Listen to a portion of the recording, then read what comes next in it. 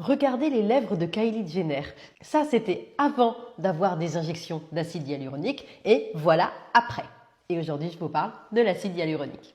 L'acide hyaluronique, c'est un produit qui est naturellement présent dans le corps et que l'on a synthétisé pour pouvoir injecter et combler ou les rides ou le manque de volume. Il existe donc différents types d'acide hyaluronique allant du très épais qu'on va mettre profondément, par exemple pour augmenter les pommettes, et celui qui est beaucoup plus liquide qu'on va mettre pour combler les rides. Étant donné que c'est un produit qui est présent naturellement dans le corps, l'effet va s'estomper et cet acide hyaluronique va disparaître du corps, en général 12 à 18 mois. Toutefois, ce n'est pas parce que c'est naturel que c'est sans risque. Déjà, comme pour toute la médecine esthétique, il faut absolument que ce soit fait par un médecin expérimenté. On voit de plus en plus de cliniques à la sauvage avec des personnes qui ne sont pas des médecins qui font des injections et les résultats sont très souvent catastrophiques avec des infections, des migrations et des nécroses. Et oui, parce qu'on ne peut pas injecter n'importe quoi,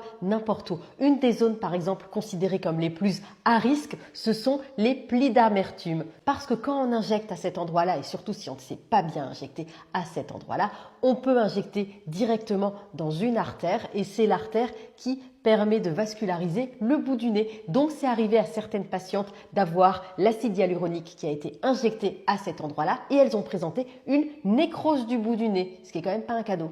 La bonne nouvelle, c'est que votre médecin, s'il se rend compte que l'injection s'est faite dans une artère, par exemple, il va pouvoir utiliser immédiatement l'antidote de l'acide hyaluronique qui s'appelle la hyaluronidase, qui va dissoudre immédiatement cet acide hyaluronique.